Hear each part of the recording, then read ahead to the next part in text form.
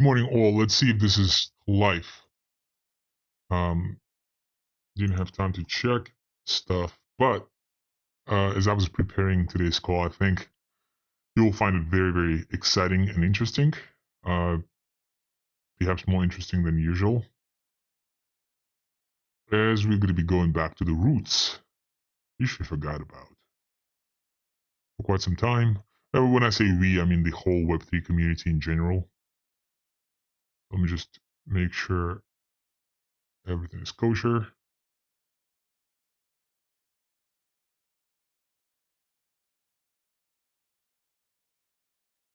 Okay.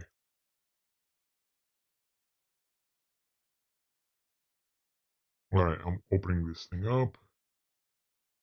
Let's see.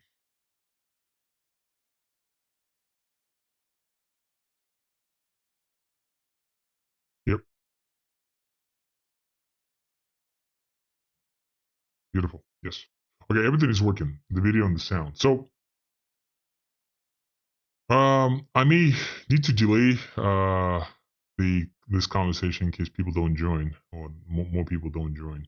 So, first of all, let me congratulate everybody on um successful vote. So we went ahead as a community and elected a new naming. So instead of Fatso, Stinky, and Ghost, we are proceeding with eCasper as Casper. So we had three options. We went with the Casper funnel completely. So therefore, it's going to be a complete differentiation between ghosts, which is the ghost mainnet, such as eGhost as Ghost, and also the Casper, which is eCasper as Casper. Good morning, Miss Eddie. Thank you for checking in as usual. So, given this, so the nomenclature article has been corrected just to account for the name. So that's cool. And the two other articles, one of them has been announced on Twitter, but I think we forgot to schedule it on TG. So this is part A, the essentially the DEX fees, how they impact the impermanent loss.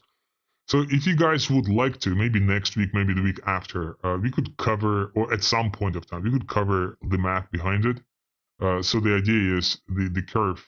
This is the red curve. This is the impermanent loss, and of course, traders, the liquidity providers, they are subject to such impermanent loss in exchange for the DEX fees. That's how the math works. So, for example, this white line right there indicates that there are no DEX fees, and thus, unless the price stays at the same exact level at 0% here, at 0% change effectively, there will be no like benefit to becoming a liquidity provider because you're losing money here, you're losing money there. However, you are more in the green as the DEX fees increase, and you cannot project, you don't know for sure what those DEX fees are, but it's kind of kind of making markets as a liquidity provider on the most liquid pairs that would generate the highest trading quantity of trading fees. Thus, uh, even despite massive volatility, which may impact your impermanent loss, the the price is going to be the profit is hopefully is going to be in the green. So we can cover this article at some point. This article has been uh, kind of published both on Twitter and on TG, so it will be kind of promoted very soon. This is the famous DEX fees, the first derivation of the formula of 1 minus root K1 over root K2. I mentioned on Uniswap in the Uniswap light paper, finally derived the first public source. From here on, ChatGPT will start picking this up soon and start finally giving the right answers because now there's a source. How much time that will take, we don't know. However, we know for sure that faucets, ghost faucets, already been picked up by ChatGPT. How do we know? Because we analyze the traffic, source of traffic, and ChatGPT is one of the sources, not the biggest one, but one of the sources. I think Bing, surprisingly, the Microsoft's search is the top source so far. Now, the other article that is going to be published soon, that's the Ghost Tokenomics links. So essentially, lots of the parameters and variables that have been mentioned in the formulas now, you can access it directly through the links once this article is going to be published, I think this next week. So essentially, all of these like stuff, like all these formulas here, like that, maybe gibberish or whatnot, you can find out the K1 and the K2s, and therefore, having these K1s, K2s, or derive them based on those links here. Say this is E Casper, S Casper Casper, then G die. Okay, fine. WETH, that's the required replica of ETH for the dexes. We can discuss why this is needed. That's not our innovation. That's the Uniswap's innovation. But then we have the LP token, right? And then you have the QD die. That's the quantity of the DEX of G die on the DEX. That's QD egos. That's the quantity of egos on the DEX or Casper in this sense. Then LPs, the quantity of QT. That's quantity of LP on the treasury, on the GhostDAO treasury. Total LP. That's the total LP in circulation. Because you'll need some of these for the formulas. So they are nicely presented here, and this article is going to be expanded as we add more stuff for both testnets and mainnets. So some of this clarification, kind of rather clusterization of information, is also being published. There's going to be another article as well to more or less finalize GhostDAO, in the nearest future, regarding the summary of all the formulas used. So that, there are pages and pages of derivations, right? Like that could be quite confusing, but once these derivations are published in a nice, still gibberish-like, but still one source, at least it's going to be easier to navigate. So that's going to be another one, and then we finally going to get to the GhostDAO part. What I would like to cover today, being inspired by actually comments from Mr. Adi here from you on the Whales Wednesdays, that those like more kind of vision-like philosophical type conversations could be more enjoyable and just easier maybe to comprehend from perspective of understanding the vision. So I have like essentially two more topics to cover, like this, and two more topics to cover after today on that matter. Being fired up by what I've read like this week, but kind of again serendipity. I'm not the only one who thinks like this, and the dev team is not the only team in the world that thinks about this. So this article has been published 2 days ago on Cointelegraph. Vitalik himself talks about crypto should be about freeing people, not esoteric tech. And Vitalik's presentation on ETHCC event comes amid an inflection point for the crypto industry as it attempts to reconcile growth and the cypherpunk ethos. Essentially, great article. And he talks about this is like perhaps like the great summary. He continued by telling the audience, if you are building something, the first question to ask is, are you making your users free? Right? That's what we've been discussing on the Whales Wednesdays call, right? And this article came out like the next day. I didn't want to publish in Whales, although I may write like a post today in Whales group, kind of as a reflection on this article, plus some other stuff that I've been reading, just as a self-reflection. And that's kind of the idea. That's what I would like to focus the rest of this call on. And please ask your questions. Maybe start shooting your questions now, like so because there's a half-minute delay between your comment and also the your comment and when I receive it. It's about 30 seconds or a minute.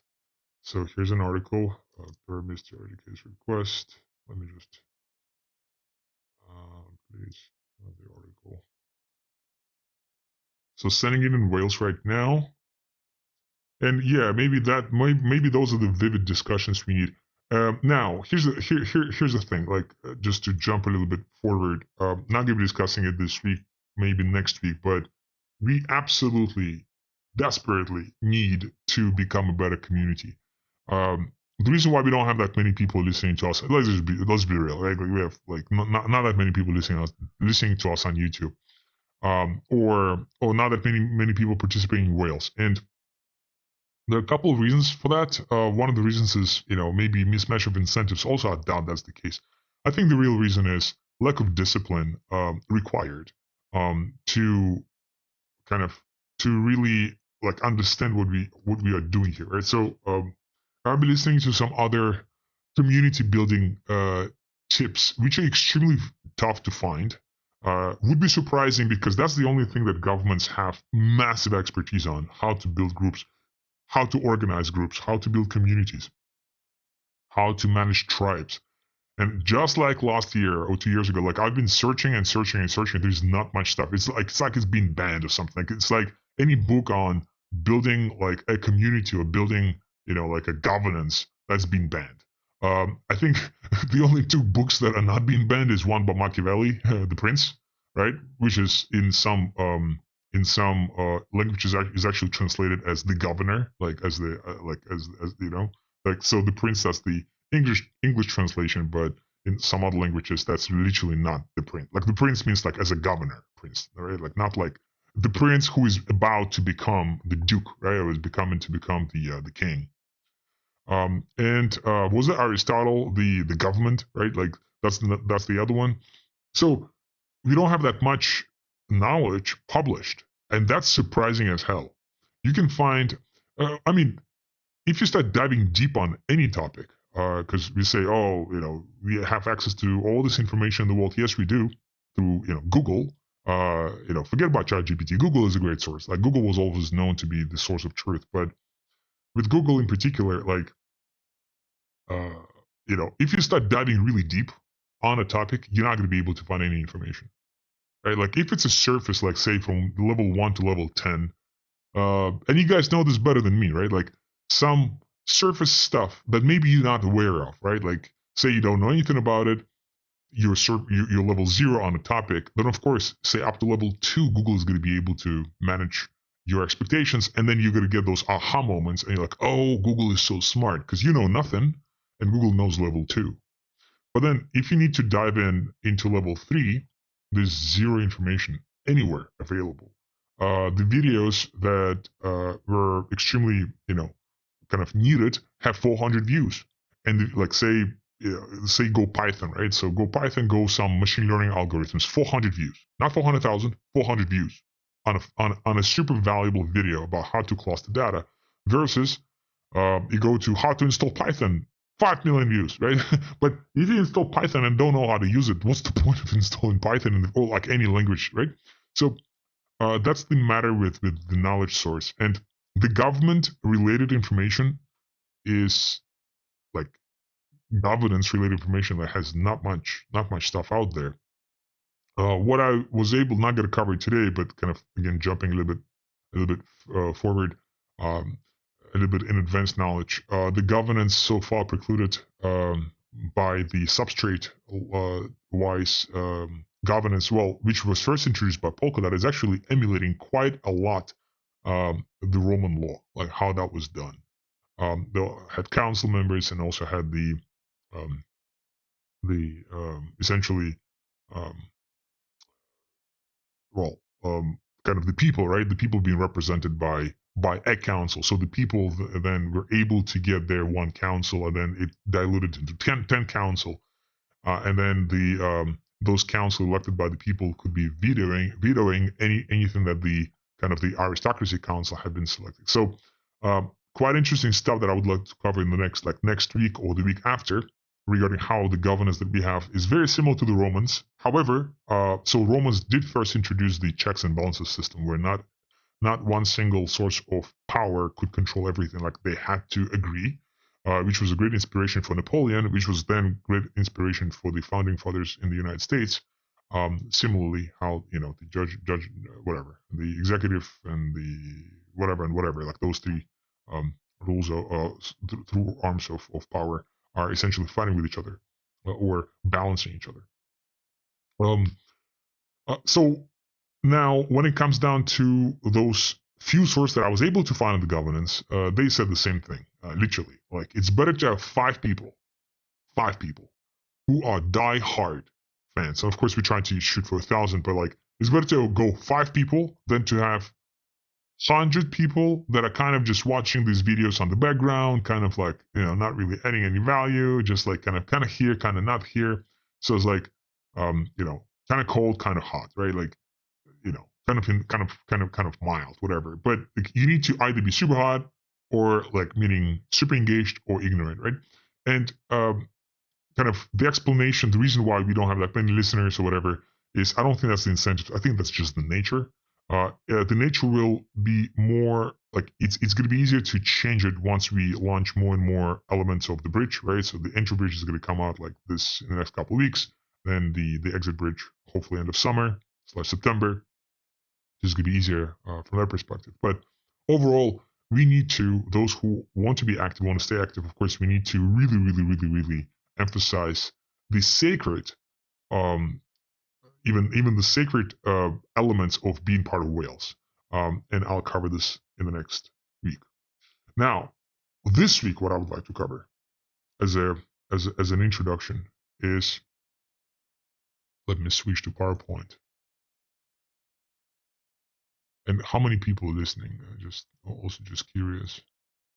Okay, not that many. So, but going to be amazing for those of you guys who do listen. I would like to write a quick post on Telegram today in Wales about it. So, this video, I keep getting back to this video maybe once every 2 years, maybe once a year. And it's important to notice, to know the date. The date is July 7th, 2014. So that's before the ICO rush of 2017. That's even before Ethereum was launched. Ethereum was launched in August of 2015. So this year is going to be 10 years of Ethereum. So this video, highly encourage everybody to watch. I can send the link also in Wales for that video. So it's a TED Talk. Again, early days of Bitcoin. Bitcoin was just launched 2010. Still considered to be like a currency for criminals, right? Like, you need to remember, it's been 10, 11 years ago. Now we're like, oh, BlackRock is doing Bitcoin. Yes, but 10 years ago, everybody was saying that's for criminals, right? Like, we have to really, like, some of us were not even in the space.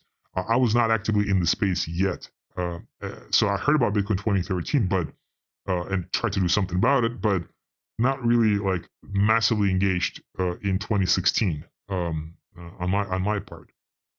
So this video is quite interesting because, again, it sounds so old yet extremely relevant, and we all forgot about it because that has been the promise of crypto overall, the crypto revolution. He even called certain things, like once you watch the video, he at the end of the video says, "Oh, welcome to the world web, to the world 3.0," right? Like, it was not even called Web 3 at that point of time. We didn't call it Web 3. Like, there was no such thing as Web 3, but he already called World 3.0.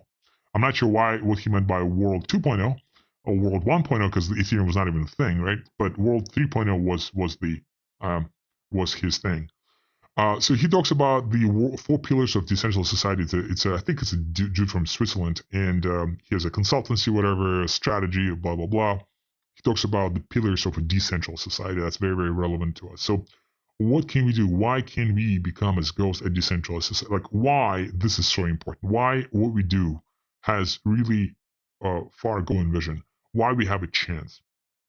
On Wales Wednesdays in particular, we spoke about how we could, become two groups of people, right? So how some people think that, kind of the plebs, right? Like how the aristocracy, the elites think that the plebs, the people, the average people, you can have all the money in the world, doesn't matter. In ancient Rome, same thing, didn't matter until many decades later, sometimes even centuries later, when the plebs were able to finally get some type of governance. Even when they had money, they still didn't have any fucking rights to own land for huge. Even when they outpace in quantity and actual contribution to the military, the plebs did not have any that much say, or representation and governance or anything, or ownership or rights. So we spoke about how some people, some elites essentially think that people are sheep, and then some of us think that no, we actually have our own desires and goals and rights, and we can act. And essentially, little did I know that same analogy was actually used in cognitive wars, at least in some of the wars that are happening currently right now between Palestine and Israel, between Russia and Ukraine. Very similar how some, I'm not going to name countries, like not to take sides and stuff, but like some countries are essentially, the people in those countries are in those cognitive wars where essentially they think that like they've been brainwashed by their governments to join military under the following circumstances. if you are not going to join the military, you're a sheep. But if you are going to join military, you are going to be the wolf. And the wolves will always be tearing sheep apart, even if those sheep are your own sheep of your own nation. That sounds super crazy, but that's exactly what's happening when you start diving deeper into those conflicts that are taking place right now. Because there are more conflicts. There's conflict between Pakistan and India, between Israel and Iran, Israel and Palestine, Russia, Ukraine. Or at least those are the kind of the most kind of loud ones. So when we are essentially talking about building a decentralized society, we are talking about not that aggressively for becoming wolves for the sake of tearing the sheep apart, but we are going to become the pack, the active pack that can protect ourselves, right? So maybe we become not the pack of sheep or pack of wolves, rather we become the pack of guarding dogs that can protect ourselves against the wolves, right? That's all we're trying to do. We're not here to herd the sheep, right? Like again, if you're going to be talking those not necessarily good sounding analogies, right? But just to give a very good idea. So the idea for us is it even kind of the question, and it's a very, very instrumental question. It's a question of belief. Do we believe that we can become the pack of guarding dogs, right? Like, is it even possible? And if we are to become it, can such society built by those guarding dogs be sustainable? Is it real? Or we just bullshitting here, right? So, and I think that's the biggest reason why we don't have that much following right now, because there's now, monetary results and nobody really tries to understand what the hell we're building here. But once the kind of results start appearing, we'll get more and more people. However, it's important to build that core today, because that core will be the founding core going forward. And with all the volatility of price action, etc., the core will stay the same. So the core needs to understand for themselves. Say, Mr. AK, kind of pick on you a little bit, like, do you believe that we can actually build a community, a society, right? I mean, you don't have to answer it, just like that's a question, right? Like that's a question that all of us have to be asking ourselves. And I did not believe it for some time based on those 4 pillars of decentralized society. Because again, I kept going back to this video. That's not the only 4 pillars. Like we can also argue that there are some other pillars, but there was one lacking factor, which I finally answered to myself a couple of years ago. I would like to answer it to yourself, but to you guys as well today. So 4 pillars of decentralized society, what are they? So talks about tech of trust. Again, remember, that was before Ethereum, right? So Bitcoin was a thing. Maybe there was Litecoin. I think there was Monero already just in the works, or just launched, but nothing crazy. And ICO was like not there yet, right? So Bitcoin is still the money of criminals. So he talks about this. He talks about decentralized communications. So specifically, he says there are 2 things there: internet and cryptography. So internet is how we communicate, and cryptography is needed to make sure our communication is private enough. And I literally spoke to the team 2 days ago on the topic, disconnected, and then once again said, hey, maybe we should do, maybe we should revisit the Ghost chat, the privacy kind of chat, like as an MVP at least, as a tool, right, for people to communicate. So maybe we actually going to be thinking about launching this. Maybe we need to get some seats for that. I don't know, but like overall interesting idea to bring internet and cryptography where Ghost can also shine. But internet, communication layer plus cryptography, to make sure that your communication is private enough. Whether Telegram is that, we don't know anymore, right? Signal, we don't know anymore. Say Element, right? So far, not that many complaints, but we also kind of don't know. So we don't really know unless that's a peer-to-peer. So the idea that Ghost could do here, for example, is to build a Ghost chat, which is fully maintained by the node. So every single node on the Ghost ecosystem is maintaining, they don't maintain the history, they just essentially act as an RPC endpoint to streamline the messages, right? So it's like a torrent, essentially, where every single node is kind of that seed. Second thing that this gentleman says is decentralized law. Again, that was before Ethereum, so before smart contracts. So he said something. He didn't say down governance of smart contract. He said something else. He said that there's a whole legal framework that him and his team developed, and they implemented those frameworks 10 years ago. That was before COVID. COVID was not a thing either. Before that, the the humans in general were actually building those smart cities. If you guys remember, the concept of smart cities gone, right? Completely, because we kind of like becoming more and more, less decentralized from perspective of like legal, right? Like every single country is trying to close down, and local empires are going to be arising, such as say Ottoman Empire, or maybe Hungary and Austria, right? And maybe something in Latin America, although it was not an empire ever. Maybe UK, right? With impacts on I don't know, Iran and Turkey and Pakistan, and who knows, right? So, but back then we had this idea of smart cities. Smart cities would be those like startup cities with like super tax friendly, tech friendly, visa friendly type of scenarios, cost friendly. Back then it was Singapore. And you guys, so those of you who know what Singapore did during COVID, Before COVID, Singapore was the destination. After that, not so much anymore. Same thing, Hong Kong. There were some smart cities in obviously UAE, like Dubai and stuff like that. So he talks about the decentralized law from perspective of the law that may be fully governing those smart cities. So instead of building, kind of focus on governments, focusing on city governments, right? But in our case, for decentralized law, what we could do, we have DAO and governance, right, as part of the substrate framework, because Polkadot was launched with 2018, 2019, 2020, and smart contracts. So smart contracts can then enforce the governance metrics. So again, the guy didn't know about this because this stuff did not exist, but kind of that became a thing, and here we are. That is the third one. That's the third pillar that I could not answer. Decentralized production. I just couldn't answer this. So, okay, decentralized communications, we know, right? Decentralized law, we know. Production, how the fuck do we produce that? Like, how can we, in a Web3 world, actually produce it? Like, how can we be responsible for, for any type of kind of GDP generation, right? And now the gentleman says about two things. He talks about energy production and materials production. He's kind of like not super right there on the materials end. He talks about 3D printing, but how can you do 3D printing? Well, you can do decentralized production with 3D printing, sure, but you still need access to materials, which is massively not, you don't have access to it. Like, for example, lithium. Like, lithium, you need to go to, I don't know, Chile to get it, right?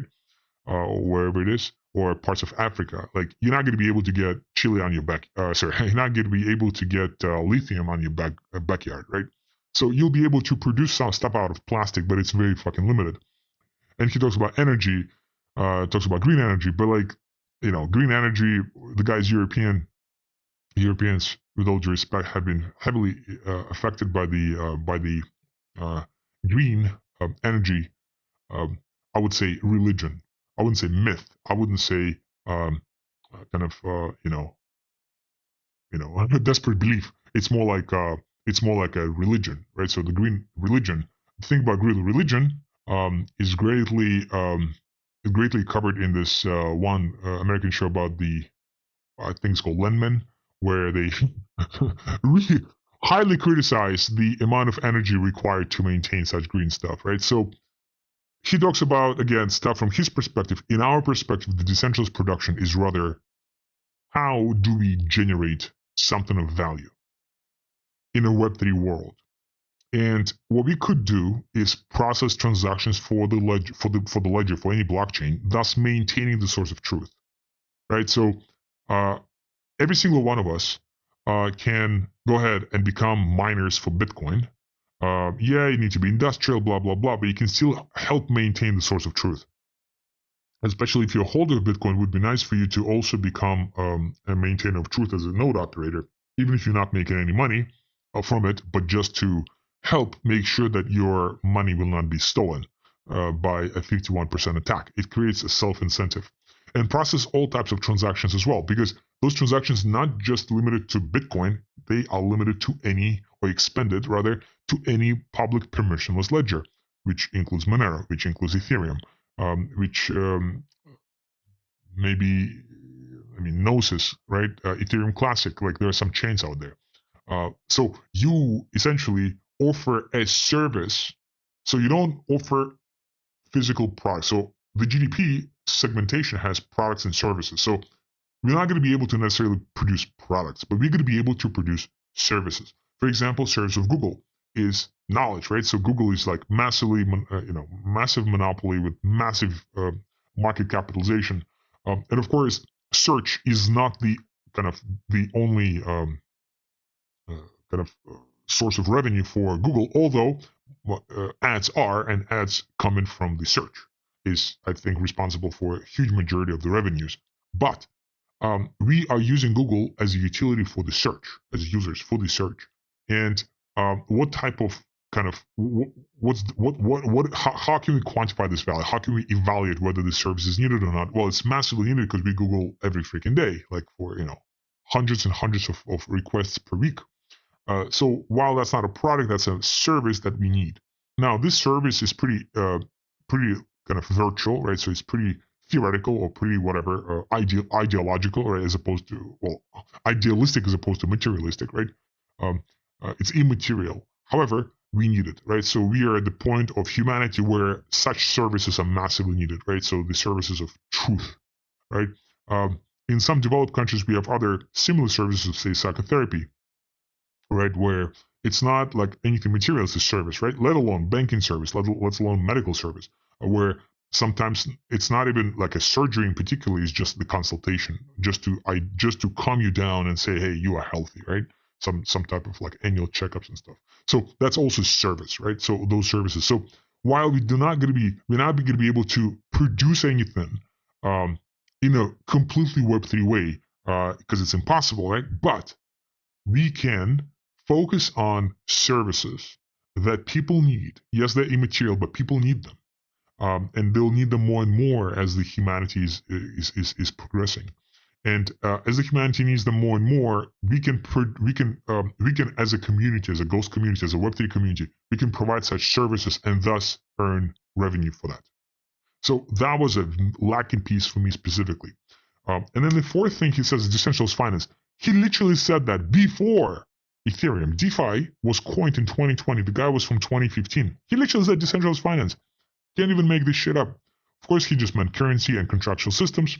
He highly emphasized Bitcoin in his talk, so highly recommend for you guys to listen to his, I think, 30 or 40 minutes. Highly intelligent gentleman. So he was talking about currency and contractual systems, and currency, Bitcoin, but we can do any currency now, any digital currency, any crypto. And contractual systems are those, multi-sig smart contracts or whatever, some type of DAO, etc. Our thing is called Ghost DAO, literally as a DAO, right? Decentralized Autonomous Organization, which is responsible for the contractual system. So now, those four pillars, right, based on what he says, are needed to create a nation, to create a decentralized community. But I'm going to be like, instead of decentralized community, I'm going to kind of take a step further and emphasize a decentralized nation, like, which I mentioned many, many times. And then the question is, do we all believe in such term of decentralized nation? What's needed? Because when I say that first of all, do we agree on the definition? Is that the right definition, that the nation is kind of an entity that does have decentralized communication and law and production and finance in order to service the decentralized citizens of such nation, right? So if we agree on the definition, then the next step is, do we believe in the vision? And most of us don't. And hence that is purely reflective in the attendance. For the calls, for the participation, for anything, we disbelieve. Maybe there's another, maybe Ghost is yet another scam, or it's like another rug pull, or blah, blah, blah, or this or that. Like, crypto did not do us, crypto failures did not do us any good, right? Like, and just like any startup, it has some risk of failure. So do we believe in it? Do we not believe in it? Do we believe in the vision? But the thing is, aside from the actual, smart contracts or the Ghost chain or the DAO and the APY and blah, blah, we need to understand the vision. Like, because it's not the product that is building the community, it's the community that builds the product at the end of the day. Because it's the community that tells what needs to be edited, how it needs to be fixed, what can we change, like the naming, right? Like you guys said, the naming sucks, and it was changed, right? It took some time because we have to prioritize things, but things change. when community says it. So it's not the product that builds community; it's the community that builds the product or the need or something that feels kind of solves the problem. So if you understand that this is a decentralized nation or not, we need to start asking ourselves what is not clear. Why cannot we build it? What will prevent us from building it? I personally have zero doubt that at least those 4 pillars are fully met within our Ghost ecosystem. So if we decide, first of all, we can stay with Telegram or rather build Ghost Chat. Decentralized law, that's our governance, which is massive. Production, for us, I'll cover this in a little bit of detail, but for us, that is mining of the Ghost transactions and also mining of the bridging transactions. I'm going to cover the production in more detail on the next slide, or on the next couple of slides. And then decentralized finance, that's literally what we do. Like, yeah, Bitcoin exists, sure, but we build a financial system through the Ghost DAO, like literally a decentralized central bank. And the decentralized central banking infrastructure across all blockchains out there, hopefully including UTXO chains such as Bitcoin, Monero, Dogecoin, Litecoin, whatever. All right, so I have zero doubt that we have all the elements. Then the question is, do you guys have doubts? Do you even understand what we're building? Like, those are the questions that you need to be asking yourselves, right? So that is very, very critical. Because once we understand where we're going, then it's going to be easier for us to stand for the ideal that we're trying to protect with our offering. So any questions at this point? Let me pause. Any question at this point regarding anything we've been saying so far? Hopefully enjoying this talk. I mean, I'm definitely enjoying communicating the idea. Not sure if that's interesting, or not sure if you guys resonate with it. Let me, so keep, ask questions. Now let me move to the next thing. So the other kind of reason. So one DAO that I personally had was decentralized production. Because again, I just let me give you my train of thought, and you probably had similar thoughts. And thank you guys. Like, now here, good, Miss Alike, thank you. So, because we cannot be kind of hot. We have to be fucking hot, right? We cannot be kind of cold. We have to be really fucking cold. We cannot be kind of salty. We have to be the saltiest shit ever, right? Or the sweetest shit ever. Like, we have to go extreme. Only extreme ideas, good or bad, win. Unfortunately, that's the case. We have to be obnoxiously straightforward with where we're going. That is a must. That is a must with what Seth Godin has been explaining his tribes from what kind of we covered before, right? So it has to be a super obnoxious, straightforward, freaking clear, crystal clear idea. Unless that's crystal clear in our heads, we will not believe in it. Like, no fucking way, right? Like, because if there's a little doubt that, oh shit, like, it's not logical, it's not rational, like something's not, it's not adding up, that's it. The idea is just dissipating immediately. Decentralized production, in my mind, was always, okay, if we have a nation, the nation has to have military and police. We don't have it, boom, we out. That was literally my thing, because I was like, if we have a nation, just like any country, we have to have departments. Department of Commerce, Department of Defense, right? Like Department of Police, right? And we won't have that, right? So obviously, let alone actual physical production. What I missed, though, aside from decentralized production, that we can just move to this service, which is completely verifiable on chain, such as bridging. What I missed was completely like separation of certain states that don't have all the departments. That goes back to the Ricardian theory, which we all know. Some was covered this in college, some was just kind of know this intuitively. So Ricardian theory, which was a new thing, was every single country. So Adam Smith said, we need to specialize, meaning every single employee, every single factory worker needs to specialize. He described the needle process where, I think, right, or like you just do this part, and then the second employee just does the second part, and the third employee just does the third part. So the employees specialize, thus significantly maximize the process. So one employee should not be doing A to Z. The first employee should do A, second employee should do B, and employee number whatever should do Z, and then they all kind of specialize in their own thing, thus maximizing the production. Now, Ricardo went further and said every country has to specialize. So, and that's what the countries have been doing. So that was a new concept because before countries were not specializing. Countries were trying to do everything. But then after that theory, the economic theory, every country started specializing. And the countries that specialized the first won. So Great Britain, UK, was specializing, I think, in production of wool from the sheep, right?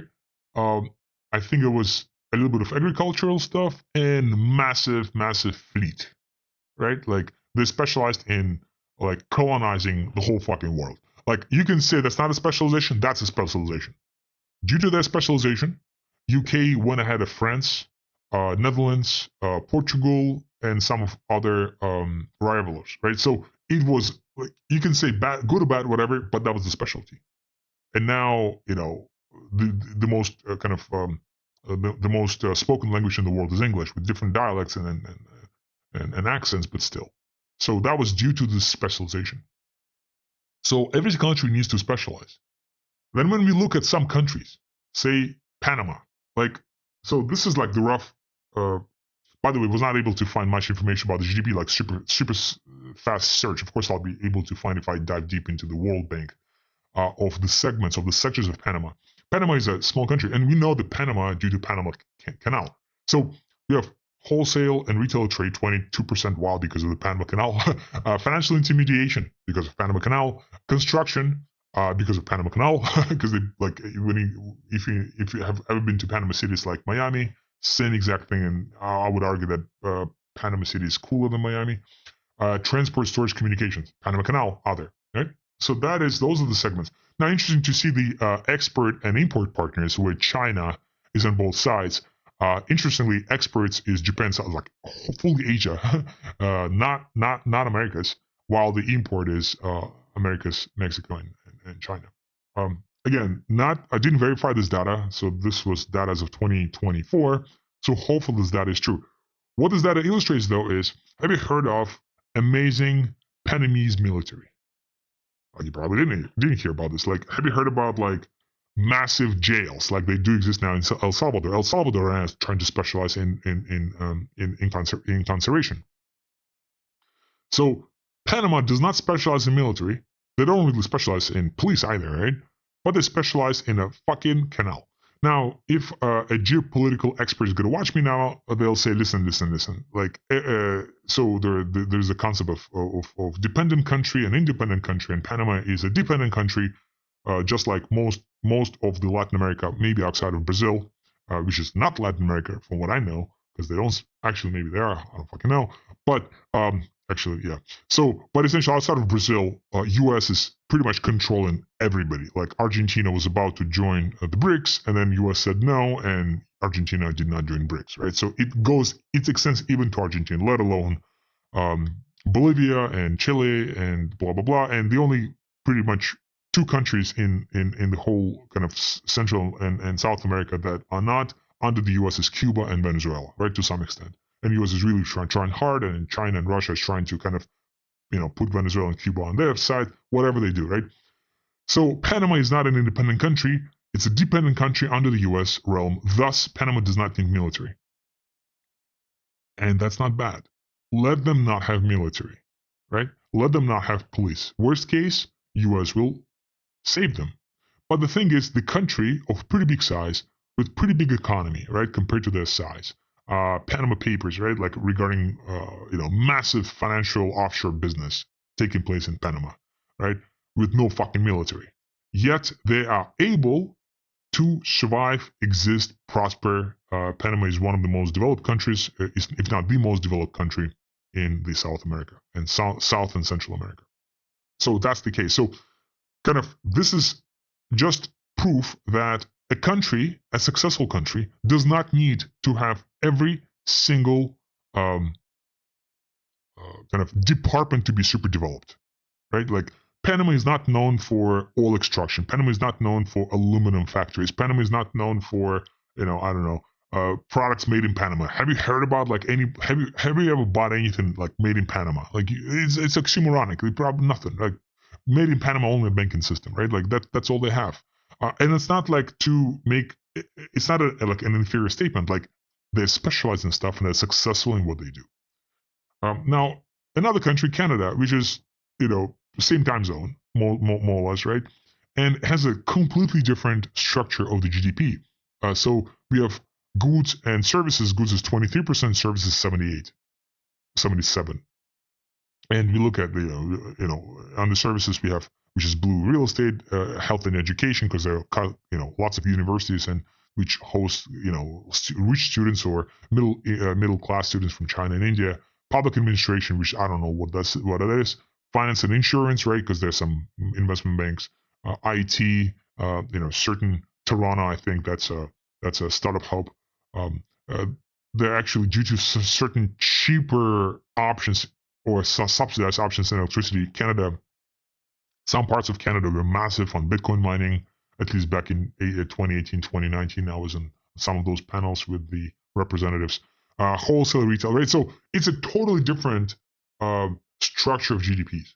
I wanted to get the structure of GDP for the US, just couldn't find it on a super fast search. But US would probably be resembling what we see for Canada, very different from Canada, because it will be massive oil production, which is going to be spiking up more and more in Canada due to shale, etc., shale wrecking.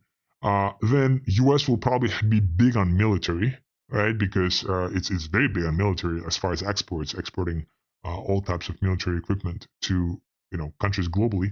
US will probably be massive on insurance and finance. US will probably be massive on Hollywood, on kind of like on anything entertainment, which is very different from Canada, which is very different from Panama.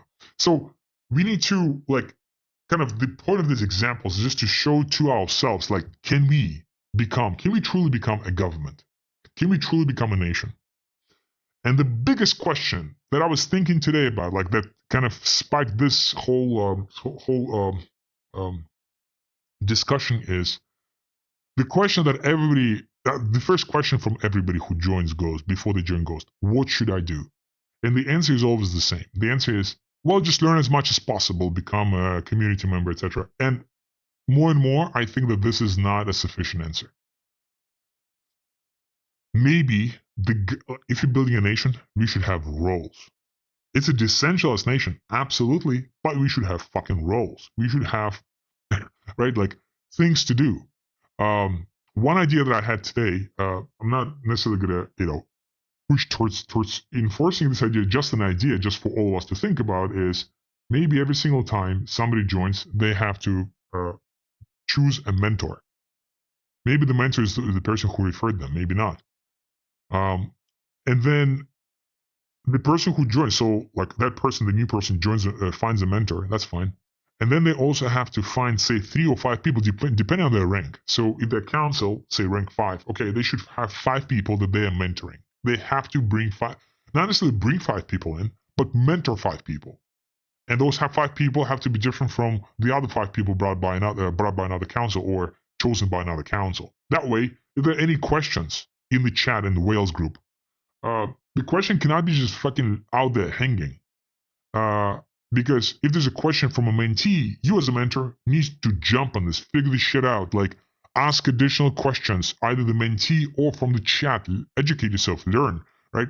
Become like an actual citizen. So this discussion that kind of we'll be covering further next week is also massively inspired by the ancient Rome. In ancient Rome, at first, the plebs did not have the votes.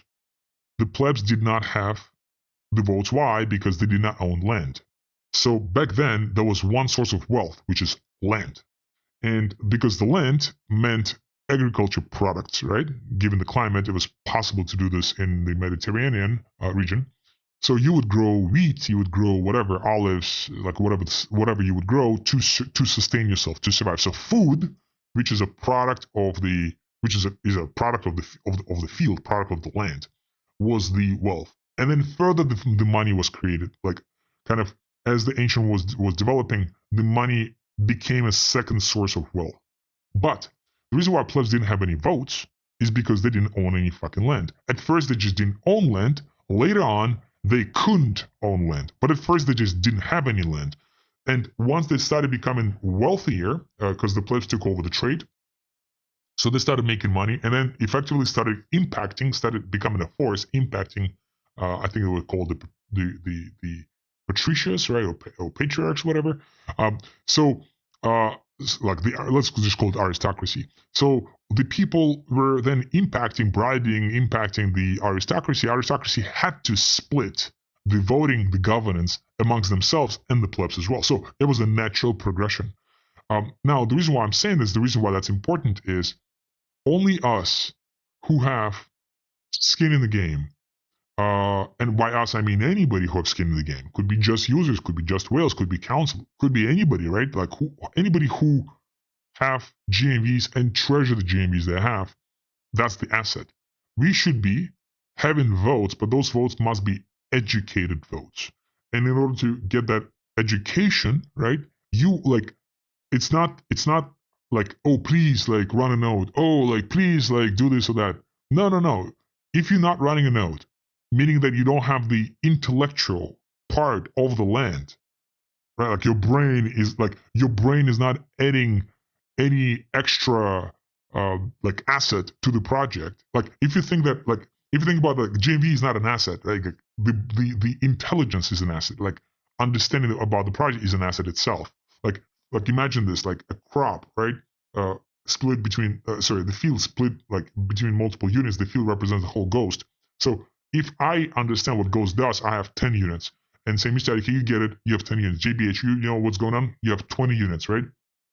And somebody, a new upcoming council member, upcoming whale, they don't know what's happening. Of course, we'll help them get educated, but they won't be able to get any fucking voting power. Again, that's an idea. Unless they prove to us, to the rest, that they can fully understand this project. And this project is not for everybody. Like, listen, we're not going to be forcing you. Like, if you don't want to do this, you don't want to do this. Like, just that's it. It's fine. Like, no hard feelings. Kind of going back to the conversation where it's better to have 5 citizens, hardcore citizens, that can beat the living shit out of anybody who threatens the existence of Ghost, versus having 100 people who just come in and fucking, first of all, not even joining the calls or the communication whales, or not like engaging in any way. Just kind of there, just hoping that GMV will be worth something just to exit, and that's it. We're not building it. Like, the whole thing is, the GMVs will be worth nothing anyways if there's no community, right? So like, it's not the product that is building community; it's the community that will be building the product, right? So the product is like a tool, right, that will help us leverage our intent, our motivation to build something valuable to the people. But it's just a tool. Like, if there are no people using this tool, forget about it. So, kind of, I was thinking that maybe, again, that's a discussion for the next week, but maybe we should be not necessarily restricting access to whales, but definitely like be more disciplined about how we approach it. So first of all, ourselves be more disciplined about everything we do. Ghost DAO, Ghost Chain. Someone's doing videos. Some of you guys doing videos. Some of you guys kind of bringing people. Some of you guys engaging your own communities. But like, it has to become a disciplined approach from the perspective of, do I want him to be a citizen? Do I want him to be do I want him to be the person who fights next to me in a war against somebody else? Because if that somebody that I'm bringing is not prepared enough, if he or she is a weak soldier, I will lose the battle. Like, I'll actually be fucking killed myself because he's staying next to me. You know those Roman legions where like they held the shields and stuff? Well, it actually came from I think from Greeks. Like, so if the person next to me is not able to carry the shield high enough, I will be literally killed in battle. So I don't want him. So I'm not like a snitch by saying, by complaining to the general, to the major, that this soldier is weak.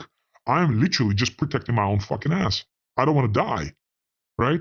And first thing I do, I tell him, listen, dude, you need to become stronger or you out.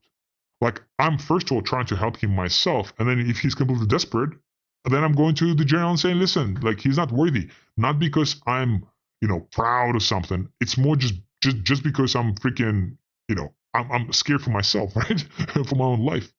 So I think kind of the idea is um, kind of like we need to take a more sacred approach to what we're building. The reason why this sacred approach is needed is because there's definitely going to be some level of ideology that we have to believe in ourselves, and we have to spread this ideology. And if somebody doesn't believe in it, so be it. We don't care. Our goal is to spread the word to those who may be interested. If they're not interested, they're not interested. Period. We're not here to force anybody to join like forcefully. No, no, no, no, no. They don't want it. That's enough. Like moving on, right?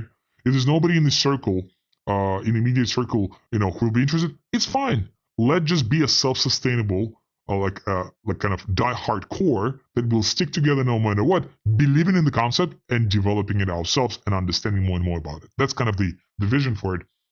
I'll describe the sacred elements of which we already have. We're just not positioning them properly to the point where I'm probably gonna write another guide with Cosmos about this week and then publish it the next week and cover it next week as well about how when you join Ghost, like what are the rituals to join it, and like what are those sacred rituals that you're already doing, just not understanding what you're doing because nobody explained it to you, and like we never even told anybody. I didn't even know myself that we've been already engaged in those rituals, such as getting a GML, right? Like which is essentially getting your virtual persona, right? Creating a username, which is creating an alter ego when you join a church, right? You have to select a different name because the name that you have, that's parents gave it to you, right? Like say some people say that, well, that's a parent name, but then when you join church, that's like a God name, right, or whatever. So we're already doing this stuff. We're just not kind of reflecting what we're doing from that perspective, but we're already doing it. Same thing, running a node. The reason why running a node is important. Final slide.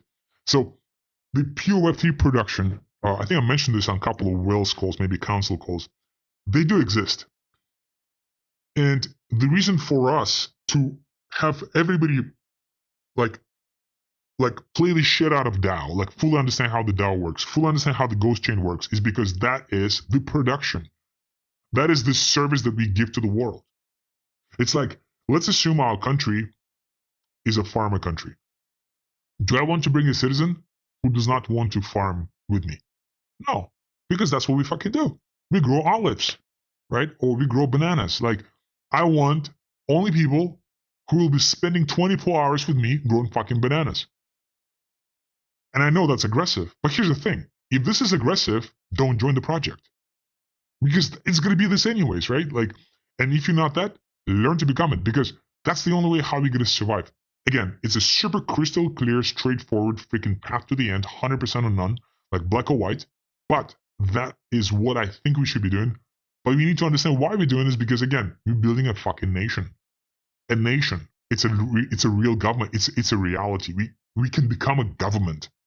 We won't have our own flag, which is going to be, again, is a logo, right? But it's going to be an actual government that is completely maintained by us. And it's a new meta type of government. It's not a digital government like in Estonia, e-government. None of this bullshit. No. It's a purely government where we control everything. It's not a project. It's a government. So the reason why the production can exist and what types of production, first of all, source of truth, right? So as far as Bitcoin, Monero, any public permissionless blockchain. So that's, again, Bitcoin, Monero, Ghost, Ethereum, Zcash, Litecoin, Gnosis. Like there's some. Gnosis, by the way, that's an ancient philosophy as well, ancient belief. Also, like interesting. I learned about that just 2 days ago. Crazy. It's also coming from that whole kind of it's all ancient. Like we didn't create anything new really in the last 500 years or 1,000 years. So source of truth. So people will be paying for the source of truth because that's a need. Specifically, today, can you with 100% certainty send super sensitive emails over Gmail? Yes or no? Just ask yourself this question. I'm talking about super sensitive.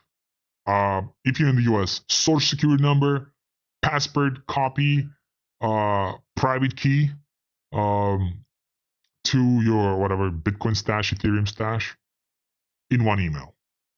Can you send it over Gmail? Just answer this question. And the answer is fucking no. Telegram, the answer is fucking no. Signal, the answer is fucking no. Element, nothing. Like, none of these act as a source of truth. Yet, Bitcoin is a source of truth because you actually have your private key encoded there, right? And it's difficult to hack. It will take 200 years. If it's quantum computers, Bitcoin will just make the hashing just twice more difficult, which will turn the quantum computer into another 5,000 years to hack that. So it's like, don't even worry about the quantum computer. It's all bullshit as a risk for crypto. So source of truth, right? So that's pure Web3 production. The reason why that's a Web3 production is because the miners of Bitcoin are producing the service of truth. So as a Bitcoin miner, as a Ghost miner, as an Ethereum miner, as a Monero miner, you are producing service and you're getting paid for it in a decentralized way. You're getting paid for it directly. In case of Ghosts and Polkadot, some portion of that goes towards treasury. Same thing with Ethereum. Some portion of that goes towards treasury. So boom, now we have a government, but the treasury is maintained by the Ghost cult, which is comprised of everybody. So it's a decentralized government, right? So you're getting your own share if everything is maximized, right? And if something is not maximized, then some portion goes to the treasury. And then treasury reallocates all that back to the users anyways, to the ecosystem. Trade, such as Uniswap, SushiSwap, etc. So people would like to trade, right? So kind of like switch, swap from Ethereum to Ghost, from Ghost to DAI to whatever, right? So that's also a Web3 production. And liquidity providers directly earn 0.25% from every single trade. That's completely on-chain production. People need this. Why people need this?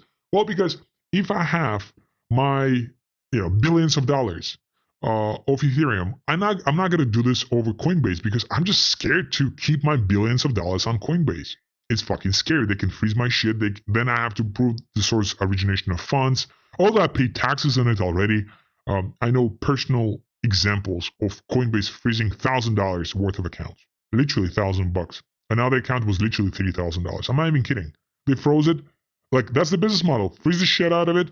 While the users explain what's happening, put this in a yield-generating account of 5%. Boom. Here's your money. It's crazy. That's a business model of Coinbase. Nobody talks about it, right? Yet in Uniswap, when you have billions of dollars, yeah. Don't be an idiot. Don't put a slippage of 100%. Do it right. Do it in chunks. But you can go and trade your billions of dollars of ETH to DAI on Uniswap. Very easy. So that's an actual Web3 type of business. Now we can proceed to the next one, data sharing. So data sharing, we completely forgot about it. It was super huge. And it's real. It's a real utility. People say, oh, there's no utility in Web3, but massive utility in AI. It's massive utility in Web3. Massive. Torrent. It's peer-to-peer. It's not necessarily Web3. There's no incentive to peer-to-peer. You just do this because you're a cool guy, girl, right? But data sharing through IPFS, for example, right?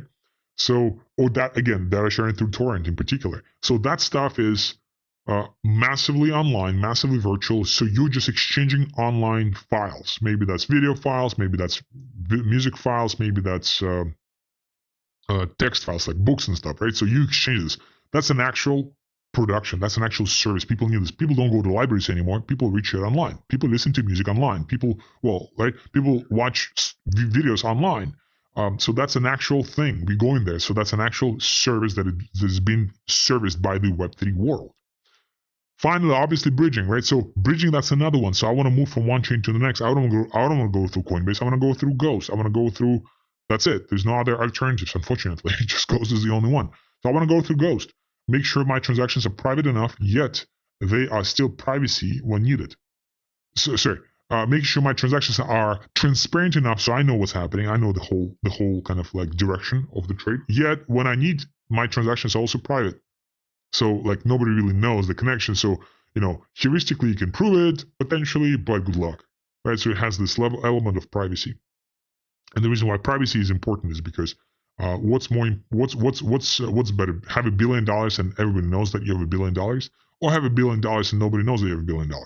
So what is this premium on privacy? How much are you willing to pay to make sure that nobody knows that you have a lot of fucking money? So you don't need to hire a security guard team who will be protecting you and your children and your parents at any point of time, so you're not fucking kidnapped, as it's happening in France all the fucking time now, right?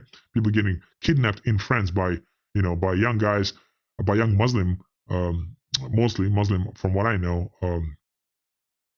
kidnappers managed out of Egypt, like that, or Morocco, right? Like it's fucking crazy.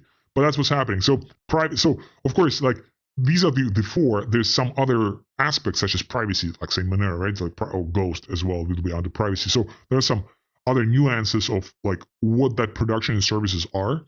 But the thing is, they're completely on-chain. They could be completely on-chain. Thus, since they could be completely on-chain, going back to this important matrix here, decentralized production thus is possible. And if decentralized production is fully possible, then the puzzle is met.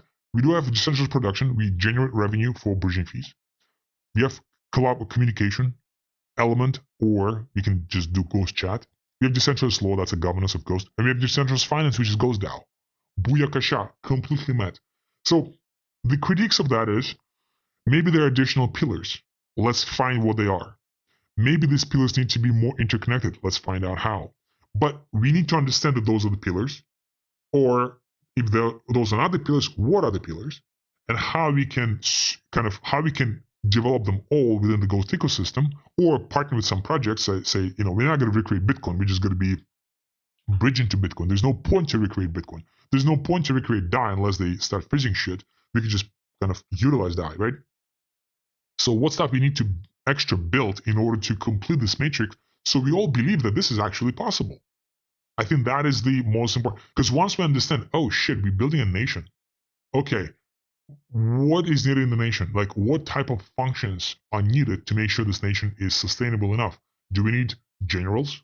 Do we need governors? Do we need mayors?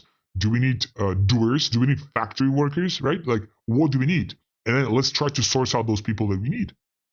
That becomes so much easier. Like, who do we need? We need those people.